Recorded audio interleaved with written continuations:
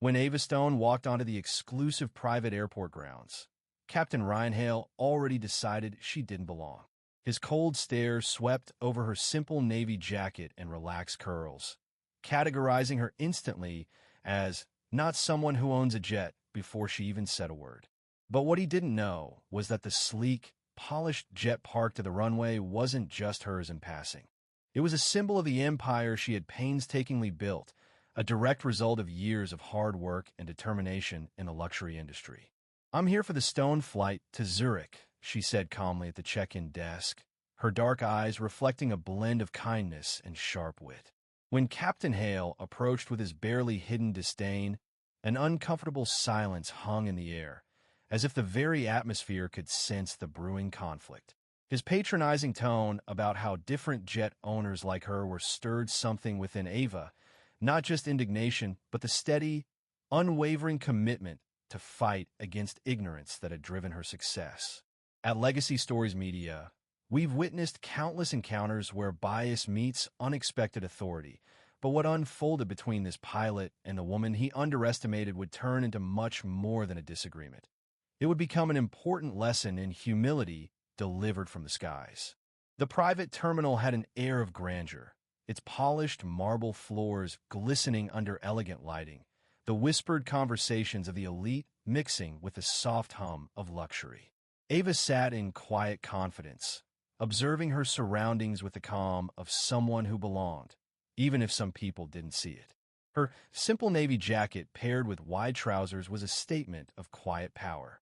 Unlike many who roamed these spaces, she wore no flashy accessories, just a pristine leather bag and a tablet with slides for the upcoming presentation that would expand her business into the European market. "Your aircraft is almost ready, Ms. Stone," the receptionist informed her with a courteous smile. "Captain Hale will meet you soon." When Captain Ryan Hale made his way over, his uniform sharp and impeccable, the distaste was impossible to miss. His handshake was stiff, his eyes scanning her with open skepticism. "Miss Stone, I presume?" His voice was overly polite, but his eyes betrayed his judgment. "Correct," Ava replied, her tone cool. "Is everything set for takeoff?" Hale glanced back at the desk clerk, as if looking for reassurance.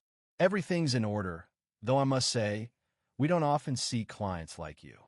The air between them became instantly charged. Ava raised a brow. "Clients like me?" Hale shrugged with a slight smirk. "Most jet owners, well, they come from a different background." "Different?" Ava's voice remained steady. "They usually have certain advantages," Hale said, his eyes now darting away.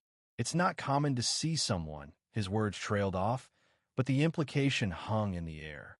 The clerk visibly stiffened, her smile faltering as she noticed the discomfort in the conversation. Ava, however, remained composed, though there was a flash of ice behind her gaze. "And you base this assumption on?" Ava asked, her tone steady but laced with a challenge. Hale fidgeted, realizing his misstep too late. "It's nothing," he mumbled, his face reddening slightly. "Just didn't expect the owner to be here in person." Ava Stone, she crossed her arms, her gaze firm. "Let's clarify something. I'm not only here, I own this jet. If you have a problem with that, now would be the time to voice it." The smirk vanished from his face, replaced by a tight frown. "No problem at all," he muttered, though his tone told a different story.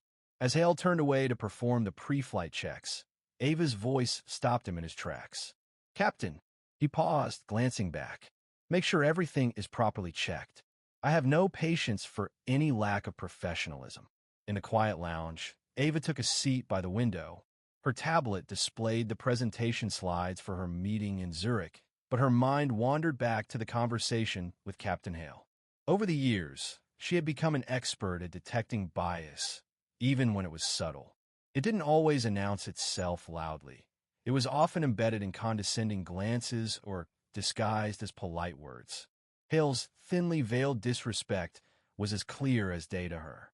A young attendant named Lily approached, her hands clasped together nervously. "Miss Stone, may I offer you something to drink while you wait? Coffee, tea, or perhaps water?" Ava looked up, her expression softening at Lily's apparent anxiety. "A coffee would be wonderful," Thank you, Ava responded, her tone warm. Then, noticing the attendant's name tag, she added, Thank you, Lily. I appreciate your professionalism. Lily's face lit up, her posture relaxing as she hurried off to fetch the coffee. Ava's gaze lingered on her jet outside, gleaming brightly in the sun, a true testament to her hard-earned success. After all the battles and skepticism, here she was still having to defend her right to be in the space she'd earned. Her phone buzzed. It was a call from her trusted advisor, Marcus Wright. Marcus, she greeted with a smile. I assume everything's set for the Zurich meeting? Absolutely. Ava, his voice rang with joviality. The partners are eager to hear your pitch. They won't be disappointed, Ava replied, though a hint of frustration crossed her mind as she thought of Hale. I might need to deal with a minor issue before we board. Issue? Marcus's voice grew concerned. What's going on? Let's just say the captain of my jet has certain expectations about who belongs in this terminal. Marcus sighed deeply. Do you want me to handle it? No, Ava said firmly. I could take care of it, but I may need you to back me up if it escalates. You got it, Marcus replied. As the call ended, Lily returned with Ava's coffee. As the young woman turned to leave, Ava called out, Lily, if anyone ever tries to make you feel like you don't belong, don't let them. Understand. Lily blinked in surprise, then smiled warmly.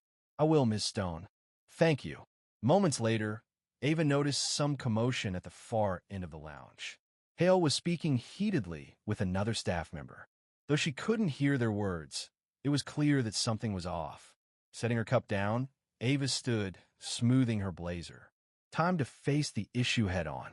Ava approached Hale, her movements calm and decisive. When he saw her, his face stiffened. Ms. Stone, he said, trying to maintain composure. I'm just finishing up final checks for your flight. Really? Ava's voice was even. And does that include questioning whether I own this jet? Hale shifted uncomfortably. I'm not sure what you mean. Ava took a step closer, her voice low but firm. I think you do, Captain Hale, and I suggest you choose your words carefully. How you respond could decide whether you're still employed by the time we take off. Hale hesitated, but his pride pushed him to speak. With all due respect, Miss Stone, I'm just doing my job. Ava raised a hand to stop him. I respect your role, but let's be clear. This isn't about protocol. It's about you being uncomfortable with me owning this jet. Hale stumbled for words as Ava continued, her tone unwavering. I've provided all necessary documentation. If you had concerns, you would have addressed them professionally, not with veiled insults. I treat all my clients with respect, Hale said, his voice rising. Ava's eyebrow lifted. Respect? Is questioning my ownership and making comments about my background your version of respect? I'd hate to see how you treat those you don't respect. Hale's eyes darted around, seeking support from the staff, but they avoided his gaze. I'm just following protocol, he muttered defensively.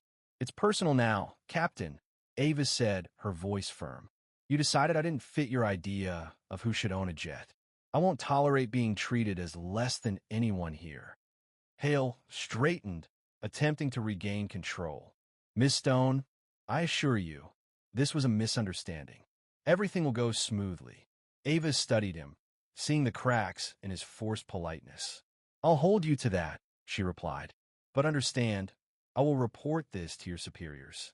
Don't think this will be dismissed. As the departure time approached, the tension in the terminal remained thick, and Ava sat, her unease still lingering. As the final boarding call echoed through the terminal, Ava remained composed, her gaze never leaving Hale. The encounter, though uncomfortable, had only strengthened her resolve. She had faced prejudice before, but never had it been so blatant. As the jet's engines hummed to life, she couldn't help but feel a quiet victory. The sky, vast and endless, mirrored the limitless potential she had fought so hard to claim. In the end, it wasn't just the flight that mattered. It was the message she sent. No one would ever undermine her again, no matter the altitude or circumstance.